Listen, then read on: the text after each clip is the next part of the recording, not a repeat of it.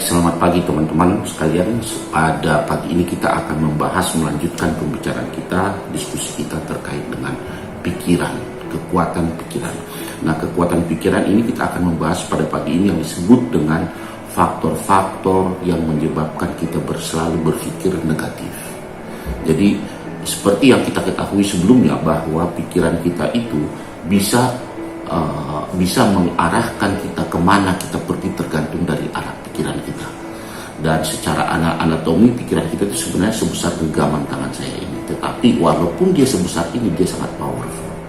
Dan salah satu menyebabkan kenapa pikiran kita ini move backward disebabkan pemikiran kita yang selalu bersifat negatif.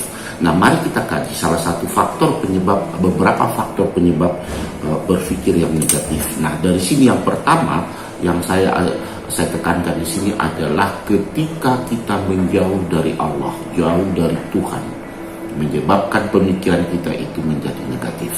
Mengapa demikian?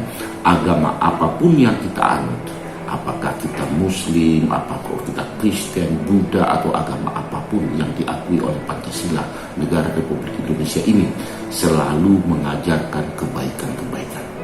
Nah, berbuat baik kepada orang lain tentunya ini sangat bermanfaat untuk menentukan pemikiran kita itu, apakah pemikiran kita itu positif atau tidak. Nah, teman-teman, ya, kalau kita melihat kehidupan di Jakarta, kota-kota besar lainnya, ya, kehidupan penuh dengan material, tenis atau persaingan yang begitu ketat, atau perubahan yang begitu cepat sekali, membuat yang terjadi dalam kehidupan kita ini membuat banyak orang hanyut, terbawa arus, membuat mereka jauh dari Allah atau jauh dari Tuhan. Saya mau cerita sedikit pada teman-teman. Saya punya teman di Jakarta ini.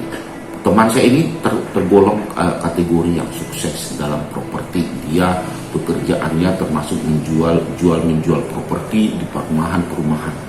Dan kawan saya ini telah berhasil mengumpulkan harta senilai puluhan miliar rupiah dalam kehidupannya. Ya, jadi dia terlempar begitu jauh karena dia begitu sibuk dengan kegiatan jual beli properti ini. Dia terlempar begitu jauh dari kehidupan spiritual yang dimiliki. Kata-katanya per hari itu hanya berucap sekitar investasi, pembangunan, jual beli, ya. Dan saya sangat jarang mendengarkan kata-kata dari beliau yang berhubungan dengan spiritual atau menyebutkan nama Allah atau nama Tuhan.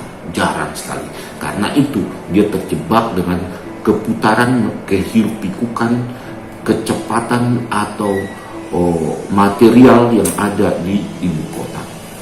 1 tahun lamanya saya tidak bertemu dengan teman saya ini. Ketika saya bertemu setelah 1 tahun, saya mendengar dia sudah menderita penyakit dan ada di rumah sakit. Saya datang berjenguk ya ke rumah sakit, ternyata dia menderita penyakit serangan jantung, yang mana bila kita ketahui penyakit jantung ini bisa mengakhiri kehidupan seseorang. Beruntungnya adalah bahwa Allah menyelamatkan dan pendengar menyelamatkannya. Nah, mendengar kabar itu, ya, saya datang menjenguknya. Kemudian ketika saya menjenguk dia, saya melihat air matanya menetes, terharu, karena setelah 1 tahun lamanya kita tidak bertemu. Dengan suara yang sedikit lirih atau melemas, dia mengatakan, "Halo Rudi." Kemudian saya bilang, "Halo Pak."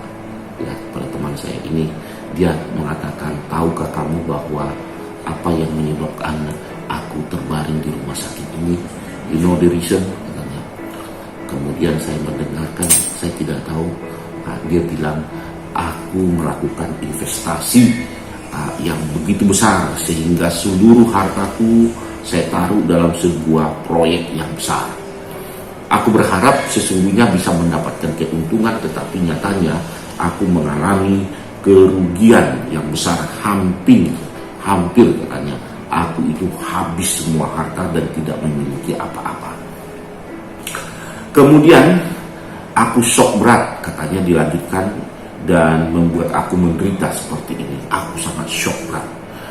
Beruntung, kata si teman aku ini, beruntung dokter-dokter di sini cukup sigap dan mereka bisa memberikan operasi kepada saya hampir kurang lebih 24 jam. Tapi bagian kanan tubuh saya tetap lumpuh, tidak bisa bergerak. Mendengar cerita itu kemudian saya sedikit mendekat dan bertanya kepada teman saya ini, kira-kira kawan, pelajaran apa yang bisa kita petik dari semua peristiwa yang terjadi pada Anda ini? Kemudian dia menjawab, aku harus lebih hati-hati melakukan investasi yang terkait dengan kekayaanku, terutama dalam memilih orang-orang yang bekerja sama dengan saya. Pada saat itu kemudian saya katakan kepada beliau sambil saya tepuk dia punya pundak, kawan, saya bilang, dengarkan aku baik-baik dan please jangan dulu menyanggah pernyataan saya ini. Kemudian ia pun setuju. Kemudian saya katakan padanya bahwa ketahuilah bahwa yang memberikan semua anugerah itu ya bukanlah orang, bukan orang lain, tetapi adalah Allah. Jadi anugerah itu berasal dari Allah, anugerah itu berasal dari Tuhan. Oleh karena itu, meskipun anugerah itu baik, tetapi terkadang ini menjadi ujian bagi kita. Ya, aku tidak pernah mendengar Anda mengucapkan syukur pada Allah atas anugerah yang telah diberikan pada Anda. Saya katakan demikian kepada dia. Karena itu, ya, Allah atau Tuhan membuat Anda dalam kondisi seperti ini, ya, agar kita bisa lebih mendekat lagi kepadanya. Dialah yang menyelamatkan Anda dari kematian, bukan dokter atau bukan tim medis lainnya. Jadi, ya, saya katakan pada dia, jadilah. Oleh karena itu, kita harus memuji atau kita harus bersyukur atas anugerah-anugerah yang diberikan kepada kita.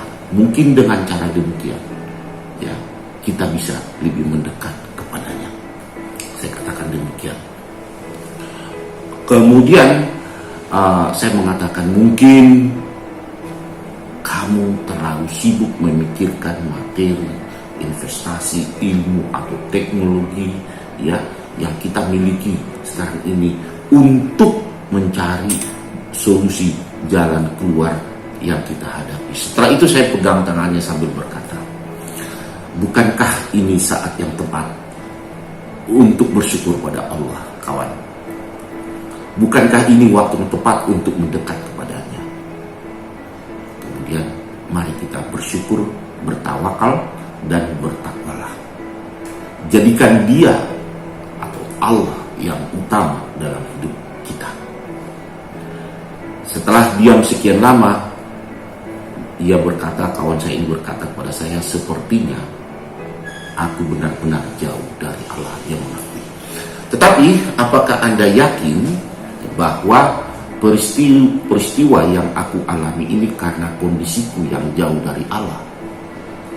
Ya, dia tanya begitu. Kemudian saya tandaskan, aku sangat yakin, kawan. Allah mencintai Anda.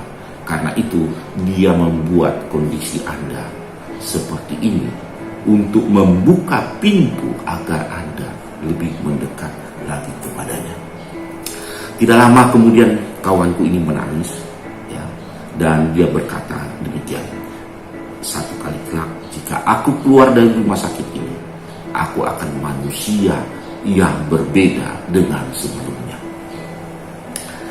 Kemudian saya katakan padanya, apakah kau yakin Anda punya jaminan bisa keluar dari rumah sakit ini? Apakah Anda yakin masih dapat bertahan hidup sekian lama? Kemudian dia menatap saya dan dia menjawab, tidak, saya tidak yakin. Kemudian saya katakan, kalau begitu, untuk mendekat kepada Allah, mendekat kepada Tuhan, tidak perlu kita menunggu waktu atau mengulur-ngulur waktu sampai kita keluar dari rumah sakit ini. Mari kita mulai dari sekarang. Mari kita membaca Al-Fatihah atau membaca firman-Nya, dan bersyukur kepadanya. Kami pun membaca surat Al-Fatihah pada saat itu, kemudian bersyukur kepada Allah. Ia berkata kepada saya pada saat itu, sudah lama aku tidak mendengarkan dan tidak merasakan situasi seperti ini. Saya katakan, begitulah yang Anda rasakan jika hatimu terpaut kepada Allah. Nah, teman-teman, ya, semakin kita mendekat kepada Allah, semakin kita mendekat kepada Tuhan kita, peace of mind ada sama kita. Jadi hal-hal yang berpikir negatif itu akan menjauh dengan sendirinya, karena kita mempunyai landasan, ya, mempunyai kekuatan yang diberikan oleh Allah, yang diberikan oleh Tuhan kita masing-masing kepada kita. Segala beban kita, ya, kita serahkan kepada Dia, membuat pemikiran kita damai.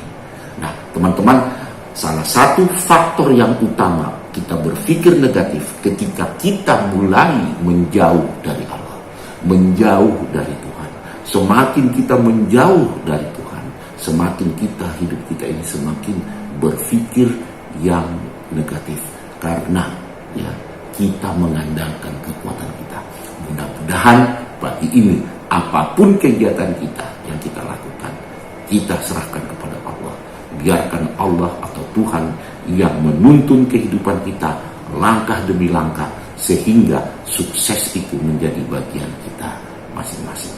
Saya Rudi Manulang, saya ucapkan selamat pagi, selamat beraktivitas.